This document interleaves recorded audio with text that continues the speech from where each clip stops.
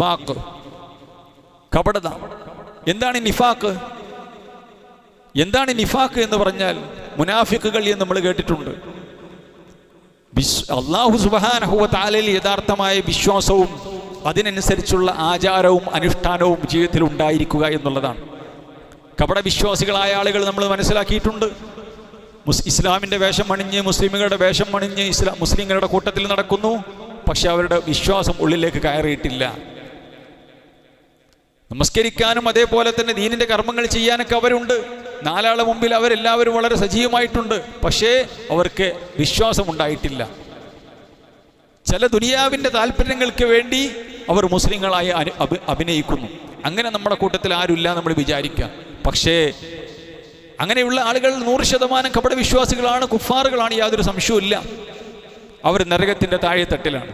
എന്നാൽ കപട വിശ്വാസത്തിൻ്റെ അലാമത്തുകൾ, അതിൻ്റെ അടയാളങ്ങൾ റസൂലുള്ളാഹി സ്വല്ലല്ലാഹു അലൈഹി വസല്ലമ പഠിപ്പിച്ചിട്ടുണ്ട്. അതിൽപ്പെട്ട ഏറ്റവും പ്രധാനപ്പെട്ട ഒന്നാണ് കളവ് പറയാന്നുള്ളത്. ഒരു മനുഷ്യൻ കളവ് പറയും, ജീവിതത്തിൽ കളവ് പ്രവർത്തിക്കും, ഒരു മടിയുമില്ലാതെ മനുഷ്യൻ കളവ് പറയും. കളവ് എന്നുള്ളതിന് ഒരു ഗൗരവവും അയാൾ കാണൂല. അള്ളാഹുവിൻ്റെ അടുക്കൽ അയാൾ കദ്ദാബ്, പെരുങ്കള്ളൻ എന്ന് അള്ളാഹു സുബ്ഹാനഹു വ തആല പടച്ച റബ്ബിൻ്റെ അടുക്കൽ അയാളെ രേഖപ്പെടുത്തും. എന്നിട്ട് നരകത്തിലേക്ക് അയാൾ വീഴ്ത്തപ്പെടും എന്ന് ഹദീസുകളിൽ നമുക്ക് കാണാൻ സാധിക്കും. ഒരു മടിയില്ല കളവ് പറയുന്നു. ഭാര്യയോട്, ഭർത്താവിനോട്, മക്കളോട്, സഹജീവികളോട്, അതേപോലെ തന്നെ നാട്ടുകാരോട്, സുഹൃത്തുക്കളോട് ഒരു മടിയില്ല. കളവങ്ങനെ പറയുന്നേ. അത് മുനാഫിക്കിന്റെ സ്വഭാവമാണ് നാക്കെടുത്താൽ കളവ് പറയാന്നുള്ളത്. എന്തൊക്കെ പ്രയാസങ്ങളുണ്ടെങ്കിലും അതിൻ്റെ പേരിൽ പുകിലുകൾ ഉണ്ടായാലും സത്യം പറയുക എന്നുള്ളത് ഈമാനുള്ള മുത്തഖിയായ ഒരു മനുഷ്യന്റെ സ്വഭാവമാണ്. ഈ കളവ് പറയുന്ന മനുഷ്യൻ, നാവെടുത്താൽ കളവ് പറയുന്ന മനുഷ്യൻ, അവൻ്റെ ചെയ്തികളിൽ കളവുണ്ടാവും. മറ്റുള്ളവരെ പറ്റിക്കുന്ന പ്രവർത്തനങ്ങൾ. കളവ് പറയാൻ ഒരു പേടിയുമില്ലെങ്കിൽ, ഭയപ്പാടുണ്ടെങ്കിൽ കളവ് ചെയ്യുന്നതിനും പ്രവർത്തിക്കുന്നതിനും അയാൾക്കൊരു പേടി ഉണ്ടാവില്ല. കാരണം കളവ് പറഞ്ഞ് രക്ഷപ്പെടാം, പക്ഷെ അള്ളാന്റെ കോടതിയിൽ രക്ഷപ്പെടൂല. നാവിന് സീല് വെക്കുന്നൊരു ദിവസം വരാനുണ്ട്, അന്ന് രക്ഷപ്പെടുന്ന പ്രശ്നമില്ല. അപ്പം മുനാഫിക്കിന്റെ സ്വഭാവത്തിൽപ്പെട്ടതാണ് കളവ് ഉണ്ടാകാൻ പാടില്ല. അതേപോലെ തന്നെ റസൂലുള്ളാഹി സ്വല്ലല്ലാഹു അലൈഹി വസല്ലം മുനാഫിക്കിന്റെ സ്വഭാവം പഠിപ്പിച്ചു. ഒരു വാഗ്ദാനം നടത്തിയിട്ടുണ്ടെങ്കിൽ ലംഘിക്കുക. ഒരു കരാറ് പറഞ്ഞാൽ, ഒരു വാക്ക് പറഞ്ഞാൽ തെറ്റിക്കണിന് യാതൊരു മടിയില്ലാത്ത ആൾക്കാർ, ഒരു പ്രശ്നവുമില്ല.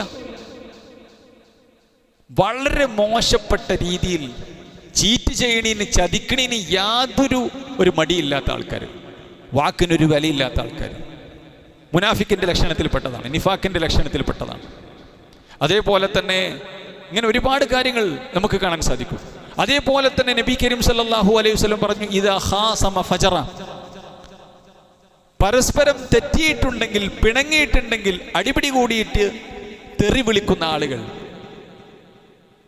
അഥവാ അവൻ മുസ്ലിമാണ്, അവൻ 5 നേരം നിസ്കരിക്കുന്ന ആളാണ്, ദീനിന്റെ എല്ലാ കാര്യങ്ങളുണ്ട്, പക്ഷെ തെറ്റിയിട്ടുണ്ടെങ്കിൽ തെറി വിളിക്കുക. യാതൊരു മടിയില്ല. പരസ്പരം വൃത്തികെട്ട തെറി വിളിക്കുന്നതിന്, തെറി അഭിഷേകം നടത്തുന്നതിന് യാതൊരു ലൈസൻസും ഇല്ലാത്ത ആൾക്കാർ. ഇതൊക്കെ നിഫാക്കിന്റെ സ്വഭാവത്തിൽപ്പെട്ടതാണ് എന്നർത്ഥം. അപ്പൊ ഇങ്ങനെയുള്ള കാര്യങ്ങൾ നമ്മൾ